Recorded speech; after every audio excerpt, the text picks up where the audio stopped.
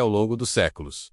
Poucas figuras bíblicas foram tão envoltas em mistério quanto Maria Madalena. Sua imagem foi moldada por textos antigos, tradições religiosas, interpretações culturais e, mais recentemente, por teorias modernas que reacenderam debates sobre quem ela realmente foi. Entre relatos históricos, crenças populares e controvérsias recentes, Maria Madalena permanece como uma das personagens mais influentes e intrigantes do cristianismo. Nos evangelhos canônicos, Maria Madalena surge como uma seguidora fiel de Jesus.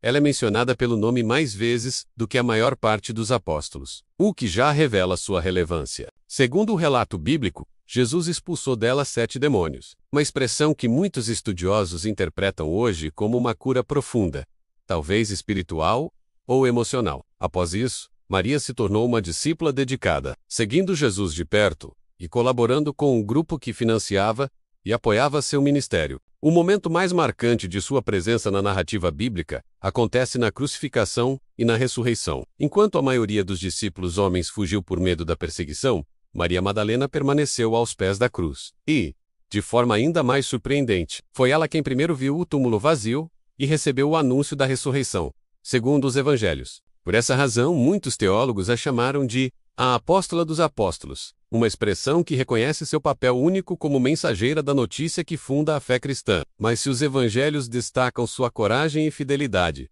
a tradição posterior tomou rumos diferentes. A partir do século VI, o Papa Gregório Magno proferiu uma homilia que alteraria profundamente a percepção de Maria Madalena. Ele combinou 3 figuras distintas mencionadas na Bíblia, menos Maria Madalena, a mulher pecadora que ungiu os pés de Jesus, e Maria de Betânia, menos em uma única personagem. Assim nasceu a ideia, repetida por séculos, de que Maria Madalena era uma prostituta arrependida. Não há qualquer evidência textual para sustentar isso, mas a interpretação se fixou na cultura cristã medieval e sobreviveu por mais de 1.300 anos. Foi apenas no século XX, especialmente nas últimas décadas, que o Vaticano oficialmente esclareceu a distinção entre essas figuras e restaurou a imagem de Maria Madalena como discípula e testemunha privilegiada da ressurreição. Em 2016, ela foi elevada ao status de festa litúrgica no calendário católico, equivalente ao dos apóstolos, reforçando sua importância histórica e espiritual. Além dos textos canônicos, escritos apócrifos e gnósticos do século II e III,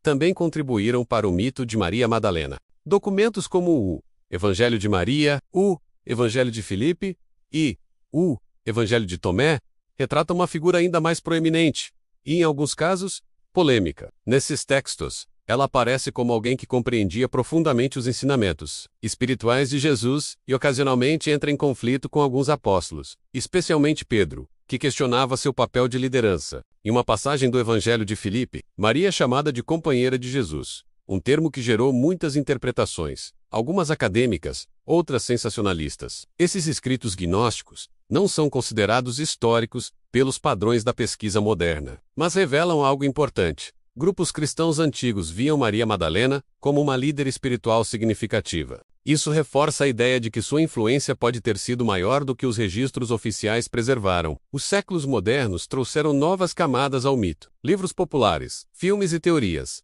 menos como as apresentadas em vezes o Código da Vinci, sugeriram que Maria Madalena teria sido esposa de Jesus, ou até mesmo mãe de seus descendentes. Apesar de serem ficção ou especulação sem fundamento histórico, essas ideias se espalharam e reacenderam debates sobre o papel das mulheres no cristianismo primitivo, mesmo sem base documental. Essas interpretações chamam a atenção para um ponto real.